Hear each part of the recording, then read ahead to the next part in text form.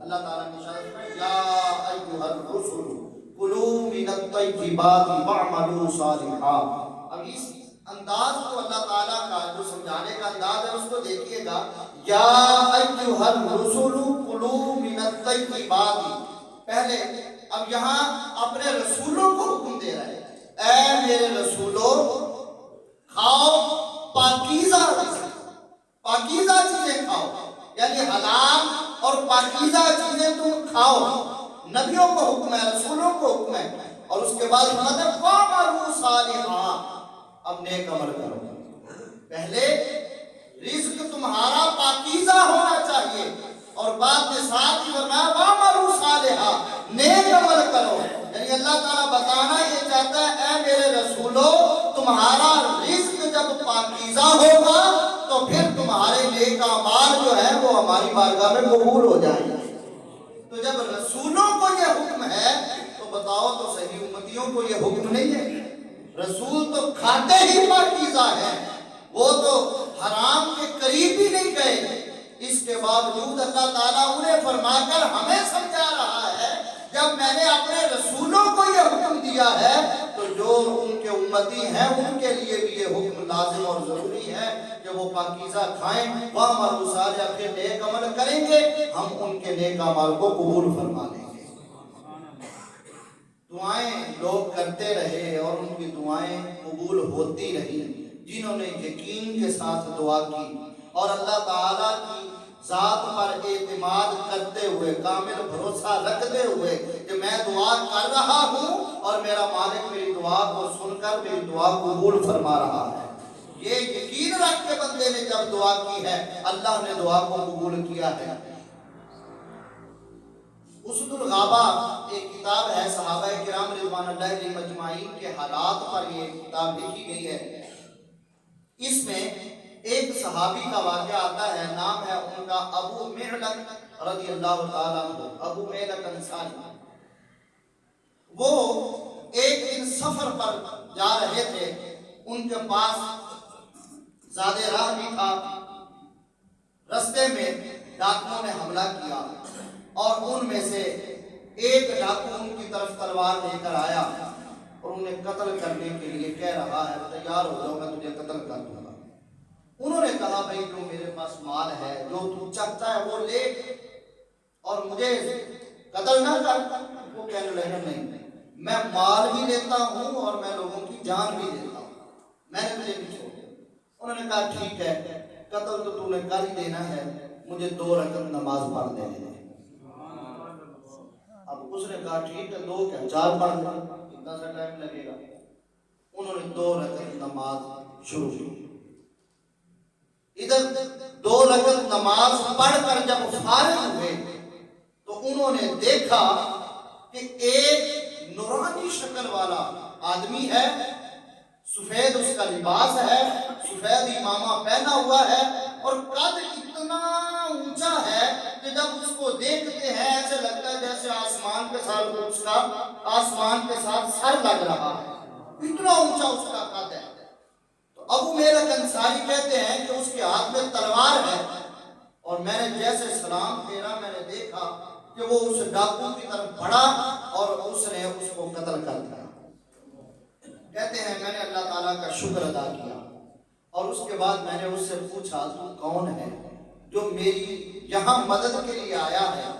تو اس نے کہا میں 4تھے آسمان پہ تھا۔ سبحان اللہ، کہاں تھا؟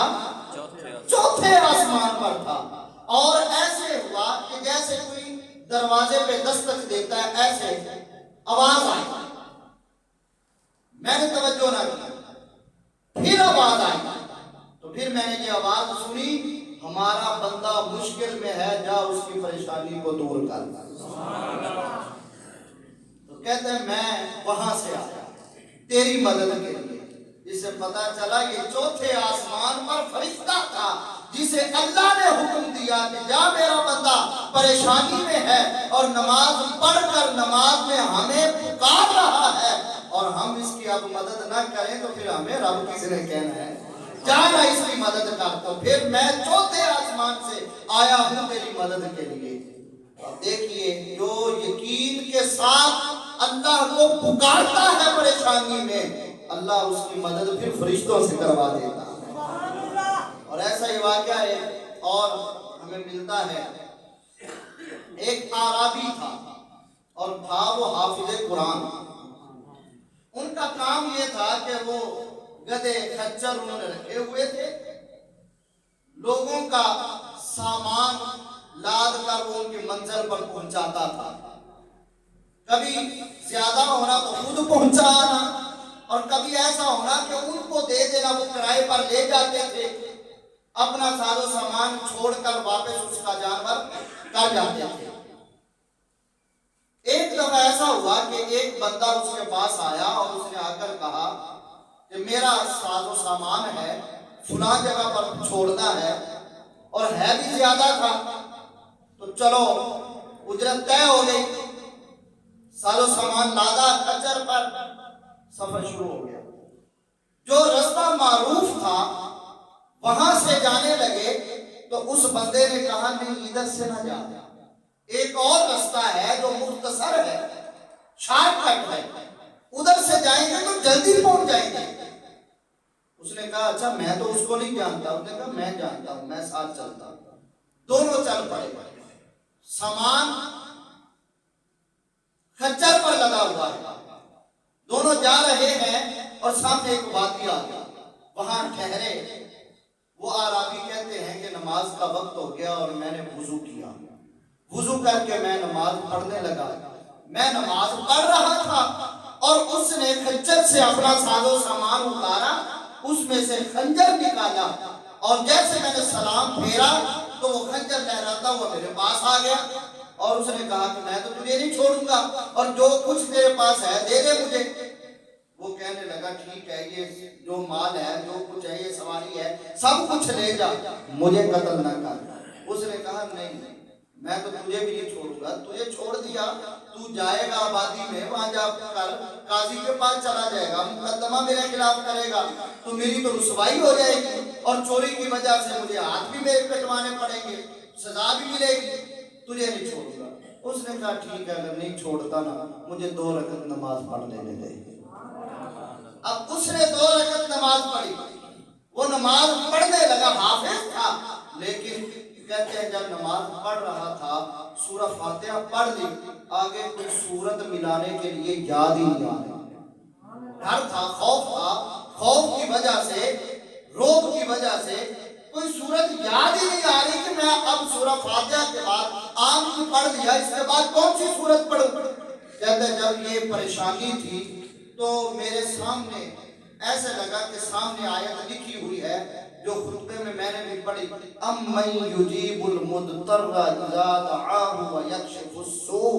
یہ آیت سامنے آ گئی کہ جو پریشانی میں پکارتا ہے تو پھر اس کی پکار کو پریشانی میں اللہ کے علاوہ کون سنتا ہے، اور اس کی پریشانی کون دور کرتا ہے۔ کہتے ہیں یہ آیت میرے سامنے آئی اور یہ آیت میں نے پڑھ لی، اور اس طرح ڈر اور خوف میں نے 2 رکعت پوری کی۔ کہتے ہیں جب میں 2 رکعت پوری کر کے سلام پھیرا نا دوسری طرف، میں نے دیکھا کہ وہ بندہ جو مجھے قتل کرنے کے لیے خنجر لہرا رہا تھا، اس کا سر اس کے تن سے جدا ہوا پڑا ہے، اور پاس ایک آدمی کھڑا ہے، اور اس سے میں نے پوچھا کہ تو کون ہے، کہاں سے آیا ہے یہاں میری مدد کے لیے۔ اس نے کہا کہ مجھے بس یہ آواز سنائی دی تھی کہ فلاں جگہ پہ ہمارا بندہ پریشان ہے، ہمیں پکار ہے، جا اس کی مدد کر۔ اللہ تبارک و تعالی اس طرح اپنے بندوں کی مدد کرتا ہے، بس بندہ اخلاص کے ساتھ اور اس کی ذات پر یقین رکھتے ہوئے اس کو پکارے تو صحیح، پھر دیکھیے وہ کیسے مدد فرماتا ہے۔ اور یہاں یہ بات بھی ذکر کروں کہ اللہ تبارک و تعالی مظلوم کی جو دعا ہوتی ہے اس کو کبھی رد نہیں کرتا، کبھی کسی پہ ظلم نہیں کرتا، یہ یاد رکھیں۔ مظلوم کی جو دعا، اللہ تعالیٰ قرآن میں فرماتا ہے لا یحب اللہ الجہر بالسوء من القول الا من ظلم۔ اللہ تعالیٰ بری دعا جو ہوتی ہے اس کو قبول نہیں کرتا، اس کو پسند نہیں کرتا، الا من ظلم، ہاں جس پر ظلم ہوا ہے وہ بد دعا کر سکتا ہے، وہ کسی کے خلاف دعا کر سکتا ہے، تو پھر اس کی دعا کو اللہ تبارک و تعالیٰ قبول فرماتا ہے۔ ایسے کئی واقعات ہمیں ملتے ہیں کہ جن پر ظلم ہوا اور پھر ان کی دعائیں اللہ تعالیٰ نے کس طرح سنی ہیں۔ عرب کے اندر ایک بندہ تھا اور اس کا بازو کٹا ہوا تھا، تو وہ بازو کٹے ہوئے لے کر پھرتا رہتا، لوگوں کو آوازیں دے کر کہتا تھا کسی پہ ظلم نہ کرنا، یہ جو میرا بازو کٹا ہے یہ ظلم کا نتیجہ ہے، اور پھر اپنا وہ واقعہ سناتا ہوتا تھا۔ روزانہ اس کا یہی کام ہوتا تھا۔ واقعہ کیا تھا؟ وہ حکومتی کارندہ تھا اور اس کی سمندر کے ساحل پر جہاں مچھلیاں پکڑی جاتی ہیں، مچھیرے مچھلیاں پکڑتے ہیں، وہاں اس کی ڈیوٹی تھی۔ تو ایک دن ایک مچھیرے نے بڑی خوبصورت اور بڑی سی مچھلی پکڑی اور وہ پکڑ کر لایا۔ اس کی نیت یہ تھی کہ میں اس کو اپنے گھر لے کے جاؤں گا۔ مچھیرا اپنے گھر کے لیے وہ مچھلی پکڑ کے لایا، اور اس کے گھر میں حالات یہ تھے کہ کئی دنوں سے اس کے گھر میں کھانا نہیں پکا تھا، گھر میں بھوکے تھے کئی دنوں سے۔ تو آج اس نے مچھلی اس کے ہاتھ لگی، بڑا خوش تھا کہ گھر لے کے جاؤں گا۔ جب ساحل پہ آیا اس کی نظر پڑی تو پھر اس کے دل میں لالچ آ گیا اس حکومتی کرندے کے اندر، اور اس نے کہا کہ یہ مجھے دو۔ اس نے بڑی منتیں کی کہ بھئی میرے گھر والے بھوکے ہیں، تو نے تو لذت کے لیے کھانی ہے اور ہمارے تو کھانے کا سامان ہو رہا ہے، اس لیے مجھے لے جانے دے۔ اس نے کوئی بات نہ سنی اور اس سے چھین کر لے گیا۔ وہ پریشانی میں گھر پہنچا، یقیناً اس نے بد دعائیں تو دی ہوں گی، اور ادھر یہ مچھلی لے کر جب گھر پہنچا تو مچھلی نے اس کے انگوٹھے پر دندی کاٹ دی، دانت لگے اس کے انگوٹھے پر۔ جب دانت لگے نا، زخم اتنا ہوا، زہر پھیلتا جا رہا ہے۔ معالج کے پاس گیا، تکلیف بڑی تھی، رات گزاری، صبح ہوئی، معالج کے پاس گیا، جا کر بتایا اس طرح مچھلی نے کاٹ دیا ہے۔ اس نے کہا انگوٹھا کاٹنا پڑے گا، نہیں تو یہ زہر آگے پھیلتا جائے گا۔ کہا ٹھیک ہے کاٹ دو۔ انگوٹھا کاٹ دیا گیا۔ گھر آ گئے، 1-2 دن گزرے سکون سے، پھر بڑی تکلیف ہونے لگی۔ معالج کے پاس گیا، اس نے کہا کہ یہ زہر آگے پھیل رہا ہے، ہاتھ کاٹنا پڑے گا۔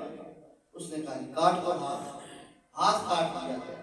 پھر 2-3 دن سکون سے گزرے، پھر بڑی تکلیف ہونے لگی۔ معالج کے پاس گیا، اس نے کہا بازو کاٹنا پڑے گا۔ اس نے کہا کہ بازو کو کٹواؤں گا لیکن ٹھہر جاؤ۔ اب دوڑا، پہلے ضمیر نے نہیں جگایا، اب معالج نے بھی توجہ دلائی، پھر توجہ ہوئی کہ بھئی تو نے کسی پر ظلم تو نہیں کیا ہے، کہ میں نے انگوٹھا کاٹ دیا، زہر آگے جانا نہیں چاہیے تھا لیکن زہر آگے پھیل گیا، ہاتھ کٹ گیا، زہر پھر بھی آگے جا رہا ہے، اب بازو کٹنے کی نوبت آ چکی ہے، تو نے کسی پر ظلم تو نہیں کیا، تجھے کسی نے بد دعا تو نہیں دی۔ پھر توجہ ہوئی، کہنے لگا بازو بعد میں کٹواؤں گا، پہلے مجھے اپنا کام کرنے دو۔ دوڑا، اس مچھیرے کو تلاش کیا، وہ نہیں ملا، پتا چلا کہ وہ تو شہر چھوڑ کے کسی اور شہر چلا گیا، دوسرے شہر میں گیا، وہاں جا کر اس کو ڈھونڈا، جب مل گیا اس کے پاس پہنچا، جا کر اس سے معافی مانگی۔ اس نے اللہ کے لیے معافی مانگی تھی، معاف تو اس نے کر ہی دینا تھا، لیکن اس نے معاف کرنے کے ساتھ کہا کہ تجھے معاف تو کر دیتا ہوں، لیکن تجھے پتا ہے جب تو مچھلی لے کے گیا میں گھر گیا تو میری حالت کیا تھی اور میرے گھر والوں کی حالت کیا تھی، تو اس کے بعد بھی ہمیں کئی دن تک کھانے کو نہیں کچھ ملا، لیکن میں تجھے اللہ کے لیے معاف کرتا ہوں۔ جب ادھر سے معافی لے لی تو اب واپس آیا، بازو کو کٹوا لیا، اس کے بعد اس کو سکون ہو گیا اور ساری زندگی اب تک اس کو تکلیف نہ ہوئی۔ وہ کہتا تھا کہ یہ جو میں نے ظلم کیا تھا اس ظلم کی وجہ سے یہ بازو کٹوا لیا ہے، اگر میں اس دن بھی جا کر معافی نہ مانگتا تو یہ بازو کیا، بازو بھی کٹ جاتے، ٹانگیں بھی کٹ جاتی، میری جان بھی نہ ہوتی، میں مر چکا ہوتا، اور اگر پہلے دن میں چلا جاتا اس کے پاس معافی کے لیے تو میرا انگوٹھا بھی نہ کٹتا، ہاتھ بھی نہ کٹتا۔ یہ جو نوبت آئی ہے اس سے میں نے معافی نہیں مانگی۔ تو وہ کہتا تھا کسی پہ ظلم نہ کرنا۔ اللہ تبارک و تعالی مظلوم کی جو دعا ہوتی ہے اس کو ضرور قبول فرماتا ہے اللہ تعالیٰ نے، الا من ظلم، ہاں جو ظلم کی وجہ سے دعا کی جاتی ہے وہ بری ہی کیوں نہ، یعنی بد دعا جسے ہم کہتے ہیں، تو وہ اللہ تعالیٰ قبول کرتا ہے اور اس کا اثر بھی ظاہر فرماتا ہے۔ تو بہرحال عرض یہ کر رہا تھا کہ یقین کے ساتھ، اخلاص کے ساتھ اور توجہ کے ساتھ اللہ تبارک و تعالیٰ سے دعا کرنی چاہیے۔ یہ نہیں کہ دعا کرتے ہوئے ہم کبھی داڑھی میں خارش کر رہے ہوں، کبھی ادھر کھجلی ہو رہی ہے، کبھی کپڑے سے کھیل رہے ہیں، دو لفظ بول رہے ہیں اور یہ دعا ہو گئی ہے۔ اس طرح دعائیں نہیں ہوتی۔ حضور علیہ السلام جب دعا فرماتے تھے، وہ تو نبی پاک علیہ السلام تھے نا، آپ تو امام الانبیاء علیہ السلام ہیں، آپ دعا اس طرح کرتے تھے، ہاتھ بلند ہونے چاہیے سینے کی طرف، اور پھر حضور علیہ السلام دعا مانگتے مانگتے اس طرح کرتے تھے، ہاتھ بلند کرتے جاتے تھے۔